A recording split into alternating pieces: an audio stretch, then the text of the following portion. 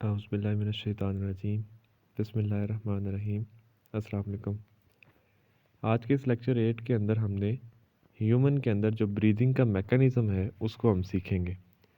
सबसे पहले ब्रीदिंग एक ऐसा प्रोसेस है जिसके अंदर हम फ्रेश एयर इनहेल करते हैं और जब हम कोई एयर एक्सहेल करते हैं तो उसके अंदर कार्बन डाइऑक्साइड का लेवल ज़्यादा होता है। इन अदर वर्ड्स हम कह सकते हैं कि ब्रीदिंग एक मैकेनिकल प्रोसेस है जिसको आप दो फेजेस के अंदर डिवाइड कर सकते हैं। पहला इंस्पायरेशन और दूसरा एक्सपायरेशन। इंस्पायरेशन के अंदर फ्रेश एयर को बॉडी के इनसाइड के ऊपर लंग्स में लेकर जाया जाता है और एक्सपायरेशन में जब एयर बाहर आती है तो उसमें ऑक्सीजन का कंटेंट कम होता है और कार्बन डाइऑक्साइड की कंसनट्रेशन जो है वो ज़्यादा होती है। अगर हम रेस्ट की बात करें तो रेस्ट करते हुए या आराम से बैठे हुए हमारी ब्रीदिंग की जो फ्रीक्वेंसी है वो तकरीबन 1 मिनट के अंदर 15 से 20 दफ़ा हम सांस लेते हैं। लेकिन जैसे ही हम एक्सरसाइज करते हैं तो ये रेट जो है वो इंक्रीज़ करके तकरीबन 30 टाइम तक पहुंच जाता है। अब अगर हम पूरा मैकेनिज़्म समझना चाहते हैं ब्रीदिंग का तो हमें तीन चीज़ें जो है वो लाजमी जहन में रखनी पड़ेंगी। और वो तीन चीज़ें ये हैं कि सबसे पहले जो लंग्स हैं उनकी नेचर कैसी होती है। हमारे जो लंग्स हैं वो स्पॉन्जी नेचर के होते हैं और उसके साथ याद रखिएगा कि हमारी ब्रीदिंग करते हुए जो लंग्स हैं वो खुद एयर को जो है वो एक्टिवली जो है वो अपने इनसाइड के ऊपर खींच नहीं सकते, बल्कि हमारी जो इंस्पायरेशन और एक्सपायरेशन है ये एक्चुअल में एक पैसिव मूवमेंट होती है।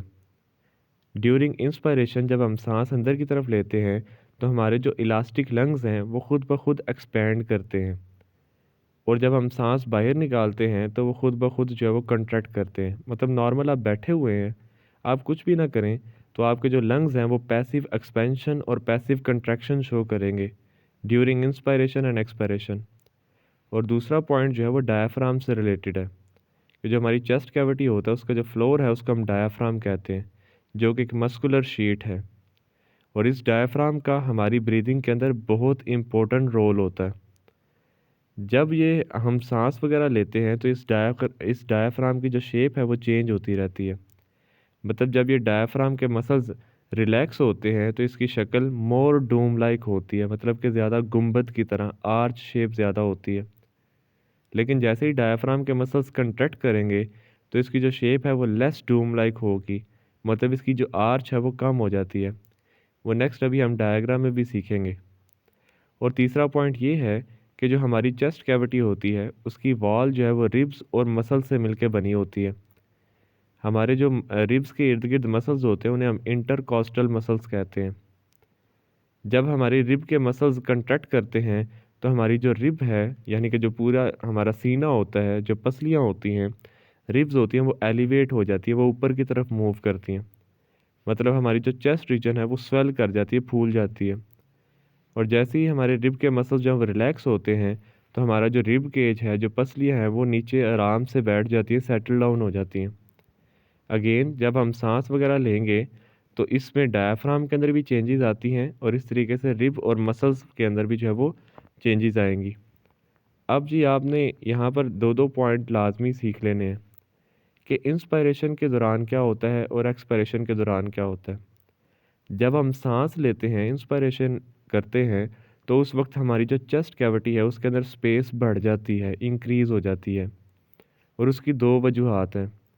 सबसे पहले कि जब हम सांस अंदर की तरफ खींचते हैं तो हमारे जो रिब के मसल्स हैं वो कंट्रैक्ट करते हैं, जिसकी वजह से हमारा जो रिब केज है वो अपवर्ड और फॉरवर्ड मूव करता है।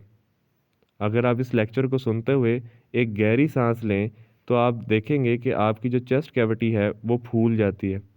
जो हमारा रिब केज है वो अपवर्ड और फॉरवर्ड मूव करता है। और दूसरी चीज़ ये कि जब आप इंस्पायरेशन करते हैं तो हमारे डायाफ्राम के मसल्स भी कंट्रैक्ट करेंगे और जब डायफ्राम के मसल्स कंट्रैक्ट करते हैं तो उनकी जो शक्ल है, जो शेप है, वो लेस डूम लाइक होती है। अच्छा, अब ये रिब के मसल्स कंट्रैक्ट करने की वजह से और डायफ्राम के मसल्स कंट्रैक्ट करने की वजह से हमारे जो लंग्स के अंदर जो प्रेशर है वो कम हो जाता है।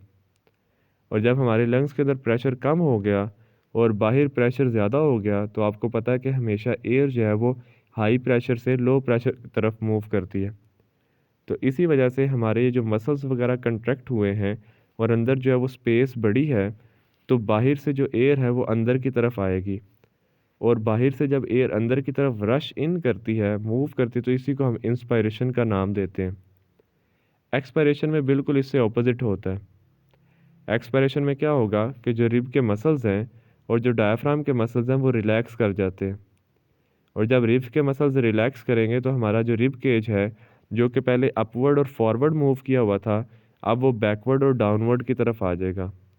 या हम कह सकते हैं कि इनवर्ड और डाउनवर्ड की तरफ आ जाएगा। और उसके अलावा जो पहले हमारे डायफ्राम के मसल्स कंट्रैक्ट थे और लेस डूम लाइक थे, अब रिलैक्स होकर वो डूम लाइक शेप में आ जाएंगे, गुंबद की तरह शेप में आ जाएंगे। इंस्पायरेशन के दौरान हमारी चेस्ट कैविटी बड़ी थी और उसमें प्रेशर रिड्यूस हो गया था। एक्सपायरेशन के अंदर हमारी चेस्ट कैविटी जो है वो कम होगी इसकी स्पेस, और इसमें प्रेशर ज़्यादा हो जाएगा। और जब लंग्स के अंदर प्रेशर ज़्यादा हो जाएगा तो हमारे लंग्स से जो एयर है वो ऑटोमेटिकली बाहर की तरफ मूव करेगी, और इस प्रोसेस को हम एक्सपायरेशन कहते हैं।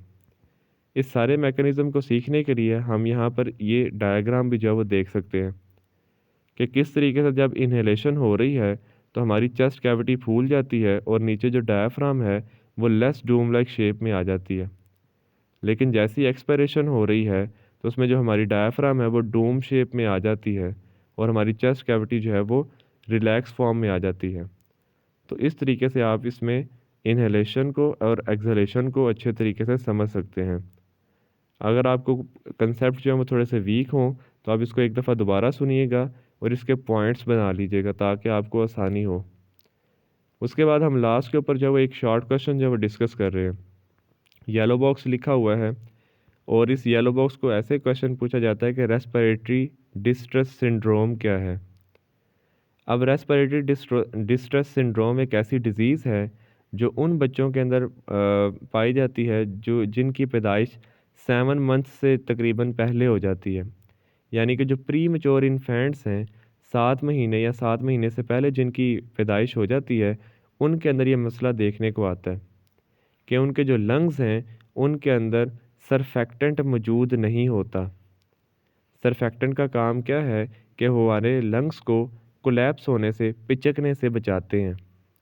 लेकिन नेक्स्ट क्वेश्चन जो आपके ज़हन में आ रहा होगा कि ये सरफेक्टेंट क्या होता है। तो सरफेक्टेंट एक्चुअल में लिपोप्रोटीन का मिक्सचर होता है, जो कि हमारे लंग्स के अंदर मौजूद जो एल्वियोलाई की एपिथीलियम है उसके सेक्रेटरी सेल से ये लिपोप्रोटीन्स प्रोड्यूस होते हैं, और इन्होंने हमारी एल्वियोलाई के अंदर मौजूद फ्लूइड के ऊपर एक लेयर बनाई हुई होती है, और इनका काम ये होता है कि उसमें सरफेस टेंशन, खिंचाव को कम करते हैं, जिसकी वजह से हमारे जो लंग्स हैं वो अच्छे तरीके से काम कर पाते हैं। इसको आप डायग्राम के अंदर भी देख सकते हैं कि एक बेबी बना हुआ है और उसके साथ कंपैरिजन के अंदर दो चीज़ें दिखाई गई हैं कि जब कोई नॉर्मल एल्वियोलाई होंगे तो उनके अंदर वो सरफेक्टेंट मौजूद होता है, वो लिपोप्रोटीन्स मौजूद होते हैं जिन्होंने एल्वियोलाई को अंदर से कवर किया होता है। और अगर वो एल्वियोलाई अंदर से कवर ना हो, सरफेक्टेंट मौजूद ना हो, तो ये जो एल्वियोलाई हैं ये कोलैप्स कर जाते हैं, ये पिचक जाते हैं, और उस बच्चे को फिर सांस लेने में मसला होता है। फिर ऐसे बच्चे को मुख्तलिफ मेडिसिन वगैरह दी जाती हैं ताकि उसके अंदर सरफेक्टेंट बनना शुरू हो जाए, और इसको फिर उस तरीके से ट्रीट किया जाता है। तो आज के हमारे टॉपिक के अंदर हमने बेसिकली मैकेनिज़्म को डिस्कस करना था। उस मैकेनिज़्म में सबसे पहले आप ब्रीदिंग की डेफिनेशन करेंगे। उसके बाद आपने ये 3 पॉइंट्स इंपॉर्टेंट याद रखने हैं। लंग्स की नेचर, पैसिव एक्सपेंशन और कंट्रैक्शन के बारे में आप याद रखेंगे, डायफ्राम की कंट्रैक्शन और रिलैक्सेशन, और साथ में रिब्स के जो अंदर इंटरकोस्टल मसल्स हैं उनकी कंट्रैक्शन और रिलैक्सेशन के हवाले से आप बात करेंगे। इंस्पायरेशन और एक्सपायरेशन का मैकेनिज़्म लाजमी याद रखिएगा, और साथ में ये जो हमारे पास शॉर्ट क्वेश्चन है रेस्पिरेटरी डिस्ट्रेस सिंड्रोम, ये इम्पोर्टेंट क्वेश्चन बन सकता है शॉर्ट के अंदर, तो इसको भी आप तैयार करेंगे। इससे रिलेटेड कोई भी क्वेश्चन वगैरह हो तो आप क्लास में भी पूछ सकते हैं, नीचे कमेंट्स में भी पूछ सकते हैं। और मेरी तरफ से आप सब लोगों को अल्लाह हाफिज़।